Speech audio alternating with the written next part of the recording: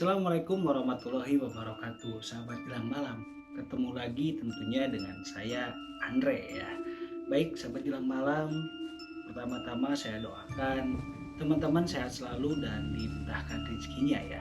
Amin, amin ya robbal alamin. Nah teman-teman, di cerita kali ini saya bikin biar gak terlalu panjang juga ya.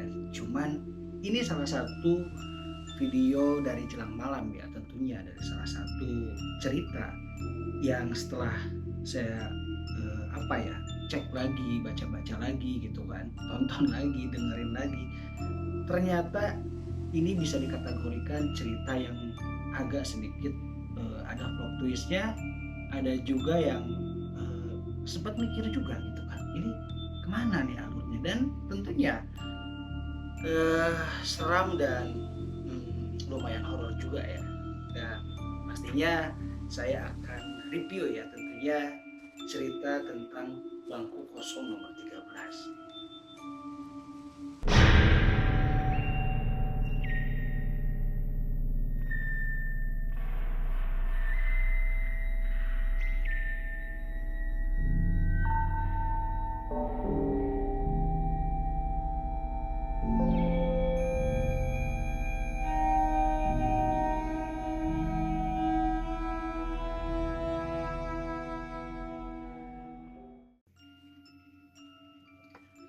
Awal mula cerita ini dialami oleh, anggap aja, seorang pemuda ya. Jadi dia mau melakukan perjalanan dari Jakarta menuju Surabaya. Oke. Dan kebiasaannya ketika dia menuju ke Surabaya selalu menggunakan kereta api gitu kan, kereta api malam kan. Ya singkat cerita, anggap aja ini siapa ya namanya. Kalau mau misalkan dengerin, ini 6 bulan yang lalu saya tuh sudah upload ya tentunya di channel Jelang Malam. Cuman mungkin nggak terlalu viral dan dan mungkin teman-teman yang penasaran dengan ceritanya boleh langsung cari aja di Misteri Bangku Kosong nomor 13 ya. Cuman sih ini lebih ke saya tuh lebih nge-review karena dari pertama Jelang Malam ini bikin channel, saya evaluasi ya teman-teman, evaluasi jujur, karena ada momen 2 bulan itu sempat berhenti dan bahkan kemarin sempat udah aja kayaknya. Nah akhirnya kemarin pikiran lagi, jalan lagi gitu kan, karena ketika saya coba kemarin upload short video intinya gitu kan, mulai naik lagi ya. Semoga teman-teman para subscriber Jelang Malam suka ya. Jadi sekarang voice overnya agak sedikit dikurangi dan tampilannya mungkin seperti ini. Lanjut ya, singkat cerita, ini sebut saja siapa ya, Arya aja lah, si Arya ya. Nah si Arya ini melakukan perjalanan dari Jakarta menuju Surabaya ya, tentunya menggunakan kereta api malam. Singkat cerita, setelah beli tiket dan persiapan pulang ke Surabaya, Arya ini menempati gerbong tiga ya intinya, dan duduk di bangku nomor 14 gitu kan. Nah singkat cerita, setelah dia duduk gitu kan, dia nyimpen tas dan lain-lain, akhirnya beres lah gitu kan duduk. Arya baru ngeh gitu kan bahwa di bangku nomor 13 ini kosong. Dan kebiasaannya si Arya ini gitu kan, ceritanya ya, ketika dia melakukan perjalanan jarak jauh lumayan ya, hampir seharian mungkin, antara Jakarta ke Surabaya itu 14 jam mungkin, atau ya kurang lebih segitu lah gitu kan. Nah singkat cerita, Arya itu mulai bete gitu kan, karena kebiasaannya selain melihat pemandangan ketika perjalanan ya gitu kan, lihat di jendela gitu kan, Arya ini kebiasaannya adalah mengobrol gitu. Dan ketika dia duduk di bangku nomor 14, di bangku 13-nya itu kosong, tapi ya di sampingnya itu kosong. Akhirnya dia bilang, bete katanya gitu kan. Nah tapi nggak lama kemudian, mungkin ya sekitar beberapa menit gitu kan, Arya melihat sosok perempuan bawa tas lah gitu kan, dengan rusuhnya gitu kan, bawa tas, dan akhirnya duduk di bangku yang memang samping ya mungkin ya, samping Arya ini yaitu bangku 13. Akhirnya singkat cerita Arya seneng gitu kan, karena dia berpikir ada teman ngobrol nih, karena perjalanannya panjang gitu kan, yang ngapain cuma tidur doang gitu kan, ya nggak seharian nggak mungkin tidur terus gitu kan, pasti ada momen untuk ngobrol.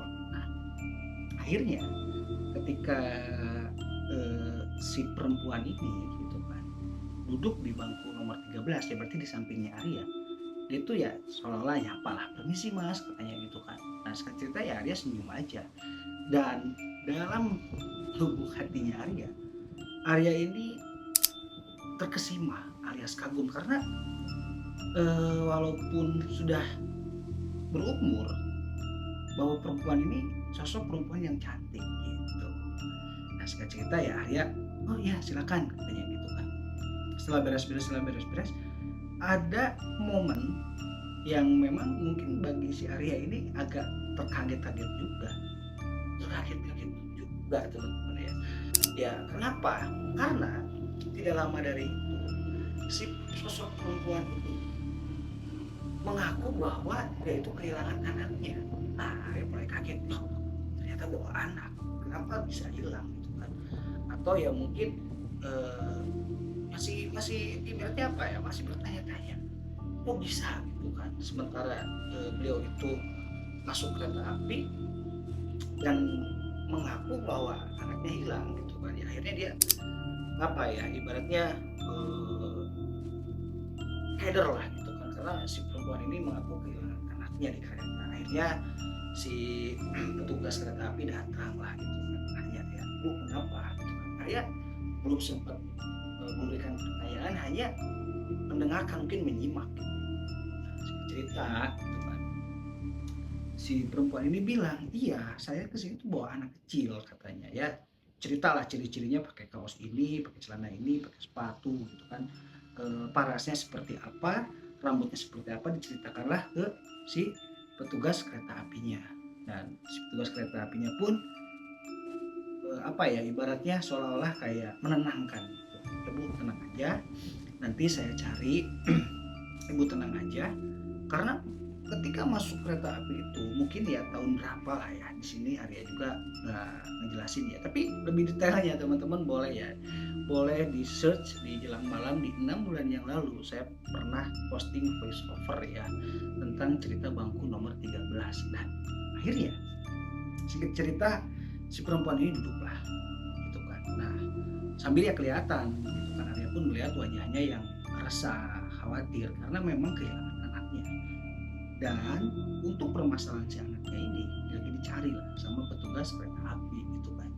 Nah akhirnya Arya memberanikan diri bertanya, oh ya maaf mbak katanya, kok bisa hilang katanya. Akhirnya si perempuan itu ngobrol ya, intinya gitu kan, waktu mereka naik itu repot katanya, bawa koper gitu kan, bawa tas, dia sampai lupa atau nggak ngeh atau mungkin apa ya, blank ya, karena dia ngerasa bahwa anak itu udah ngikutin naik gitu kan. Bahkan si anaknya ini udah duluan katanya gitu kan, karena mungkin rusuh lah ya, katanya seperti itu di percakapan antara Arya dengan si perempuan itu. Si perempuan ini kita pakai nama samaran aja ya, sebut saja misalkan Sinta ya biar enak. Nah lanjut ya. Nah akhirnya setelah kereta api ini mau jalan gitu kan, untungnya petugas kereta api ini gitu kan memberikan informasi. Jadi saat itu belum ketemu, tapi lagi tetap dicari, takutnya ada di koridor barang atau di gerbong berapa lah gitu kan, gerbong 1 atau gerbong 2 katanya gitu kan. Akhirnya si Mbak Sinta ini mengiyakan, ya semoga ketemu katanya. Ya udah mbak duduk aja di sini, kita sudah koordinasi dengan beberapa petugas yang lainnya untuk mencari anaknya si mbak ini, si perempuan ini. Nah singkat cerita, dan anehnya, nah ini pengakuan dari Arya ini seolah-olah mengagumi perempuan yang memang berarti apa ya, yang duduk di bangku 13 ini, nomor 13 ini.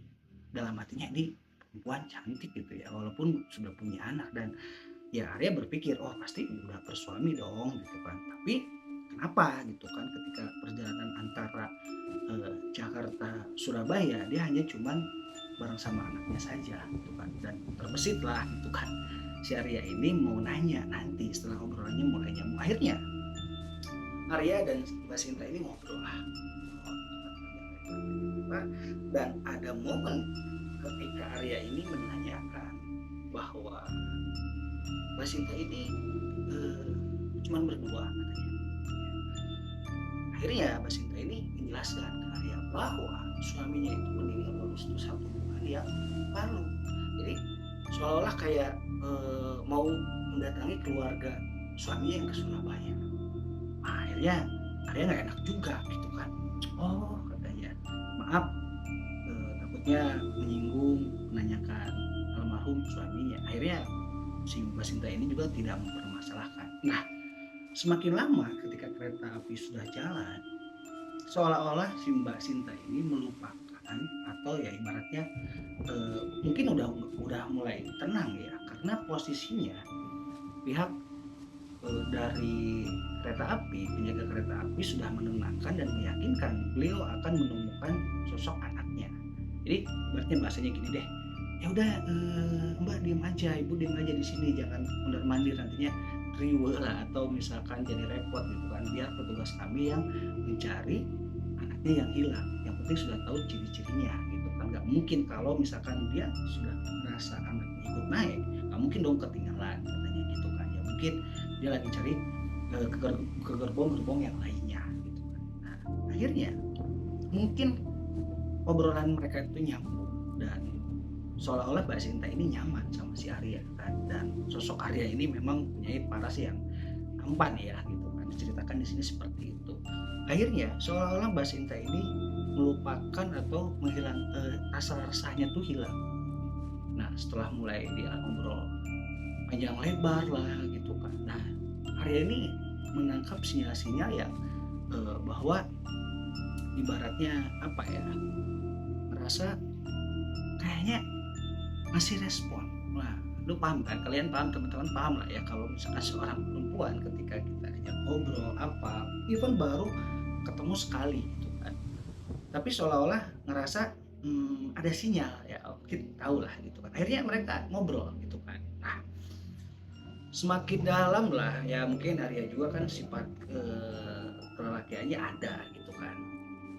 Dan akhirnya Arya mulai mengeluarkan jurus-jurus gomelan kelelakiannya lah, kira-kira seperti itu. Nah, setelah obrolan itu mulai agak sedikit memanas gitu kan, tiba-tiba mungkin udah 1 jam atau 2 jam kan, lagi asik-asiknya mereka ngobrol, tiba-tiba datanglah penjaga kereta api ini dengan seorang anak kecil.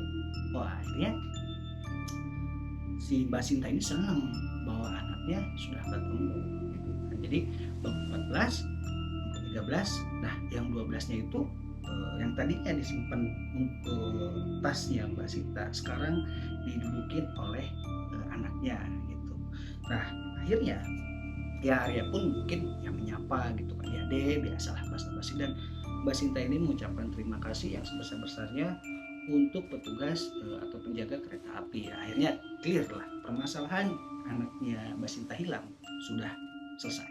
Nah, singkat cerita, Arya seolah-olah menangkap sinyal yang gak enak dari sosok anak Mbak Sinta ini. Jadi kayak lihatin, terus tatapannya tajam.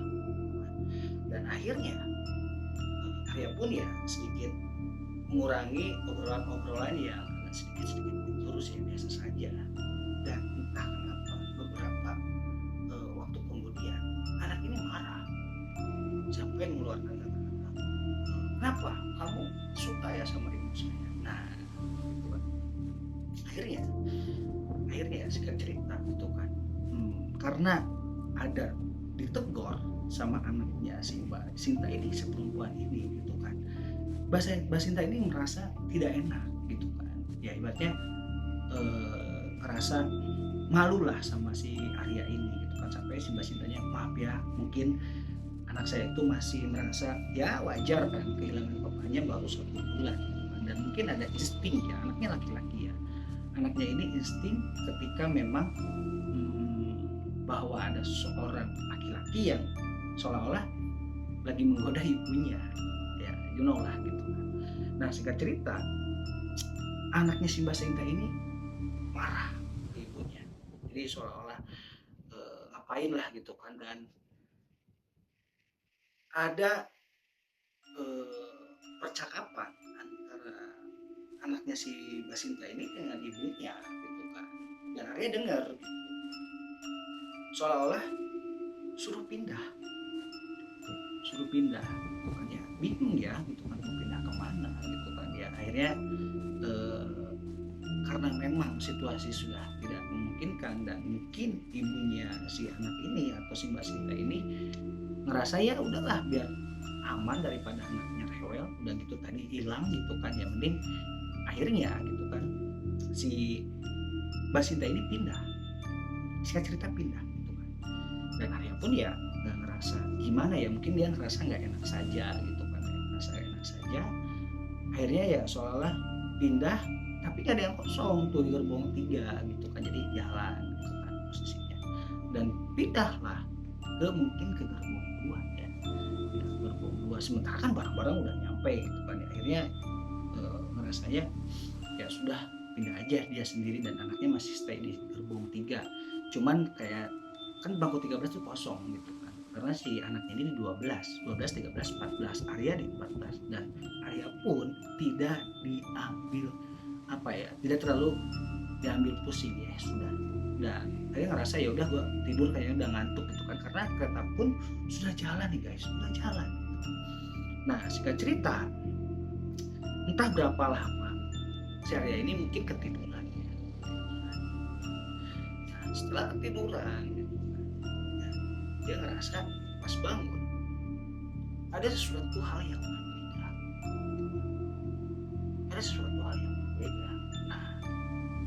dia nyari tuh mana ya anak kecil yang memang tadi sebelahnya dia, cuma kesekat di bangku 13 kan, di bangku 13 mungkin ya tasnya anak kecil atau apa gitu kan. Bangku 13, 12 kosong, sangat celinguk gitu kan. Nah akhirnya pun mikir ya udah mungkin sudah pindah semuanya gitu kan, Nah akhirnya Arya pun karena perjalanannya masih jauh gitu kan, lihat jam juga udah masih jauh lah katanya gitu kan. Arya pun keluar mau ke toilet lah gitu kan, Nah ketika mau ke toilet gitu kan jalan-jalan, Arya pun melihat sesuatu yang berbeda ketika dia awal naik, kok beda gitu kan. Nah ini teman-teman, di 6 bulan yang lalu saya tuh sebutkan ya kereta apanya saya sebutkan, cuman di sini yaitu tadi ya kenapa nggak disebutkan, karena ya mungkin ya menjaga satu lain hal lah gitu kan. Tapi di 6 bulan yang lalu ketika saya posting, saya sebutkan juga keretanya apa gitu kan, dan jurusannya jelas dari Jakarta ke Surabaya itu kereta malam. Kita cerita setelah dari toilet, Arya kaget, di bangku 12 sudah ada sosok laki-laki yang mungkin pemuda lah gitu kan, ya nggak sebaya sih ya, mungkin masih muda lah. Akhirnya dia mikir gitu kan, wah tadi kosong kok tadi ada. Dia biasa senyum-senyum aja gitu kan. Dan akhirnya sebut saja sosok laki-laki muda ini gitu kan. Jadi sama aja ya, mungkin Arya juga agak lebih muda ya, cuman ini mungkin lebih muda dari Arya gitu kan. Berkenalan lah, itu namanya Doni, sebut saja namanya Doni, dan disclaimer ya ini nama samaran semua gitu kan. Nah kan sudah tidur gitu kan, masa mau tidur lagi gitu kan. Dan akhirnya si Arya ini ngobrol, mau kemana mas katanya, ya tujuan yang sama gitu kan, mau ke Surabaya. Nah akhirnya mereka ngobrol lah dari tujuan tadi dari Jakarta juga gitu kan, sama gitu. Nah ketika dia lagi asik ngobrol, tiba-tiba Doni ini ngomong, di kereta ini jujur saya punya trauma, dan jujur saja Jadi mungkin setiap berapa bulan sekali gitu kan dia itu melakukan perjalanan Jakarta ke Surabaya dengan pakai kereta ini gitu kan, namanya kereta inilah gitu, dan selalu dilakukan di malam hari. Loh, Arya nanya, "Loh, kenapa? Emang ada pekerjaan atau emang apa?" gitu. Nah, beliau bilang, "Bukan," katanya, "Saya itu dulu saya merasa berdosa. Saya pernah melakukan salah," katanya, dan tepat di bangku ini gitu kan, di gerbong ini juga, gerbong 3 nomor 12, 13, 14, saya itu memarahi seorang laki-laki karena posisinya seolah-olah mau menggoda ibunya. Nah, Arya mulai kaget gitu kan. Oh, ya terus, nah, karena Arya mulai ngerasa, oh ini ceritanya menarik gitu kan ya, daripada bete gitu kan, ya udah mending dengerin si Doni cerita aja gitu kan ya. Terus Mas Doni gimana? Katanya, kok sampai bisa seperti itu? Akhirnya cerita. Nah, jadi kejadian dulu itu dia itu melakukan perjalanan yang sama, akan tetapi Doni usianya waktu kecil diceritakannya. Nah, ketika melakukan perjalanan dari Jakarta ke Surabaya naik kereta yang sama, nomor yang sama, 12 13 ya, dan posisinya Arya itu 14 gitu kan. Akhirnya Don ini mengakui dia pernah memarahi seorang laki-laki, dikatakan ya tadi seolah-olah mau menggoda ibunya. Akhirnya Doni ini mengeluarkan kata-kata kasar yang tidak enak lah, dan singkat cerita Doni cerita ke Arya mengakibatkan berantem katanya, dan Doni ini memaksa ibunya untuk pindah dari nomor 13 ini, pindah ke tempat yang lain. Doni nggak tahu ibunya pindah ke gerbong 2 gitu kan ya, mungkin di gerbong 3 nya udah penuh gitu kan. Nah, singkat cerita Doni ceritalah ke Arya, pada malam itu terjadi sebuah kecelakaan ya, yang mengakibatkan ibunya meninggal. Ini bingung juga, tiba-tiba Arya kaget, kecelakaan gitu kan. Terus sebenarnya gua tuh di mana ini, dan ada di dimensi waktu yang mana? Karena ketika Doni bercerita, sama halnya dia ngerasa kejadian ini yang baru saja dialami sama Arya tadi, ketemu dengan seorang perempuan, anaknya hilang. Setelah ketemu, karena ya mungkin Arya punya hati gitu, setelah ketemu anak ini marah sampai mengeluarkan kata-kata kasar lah si laki-laki. Nah, akhirnya ketika ibunya meninggal, dia bilang dengan hebat yang selama itu anaknya, karena yang memang tidak mudah gerbong 3 ini aman. Akhirnya dia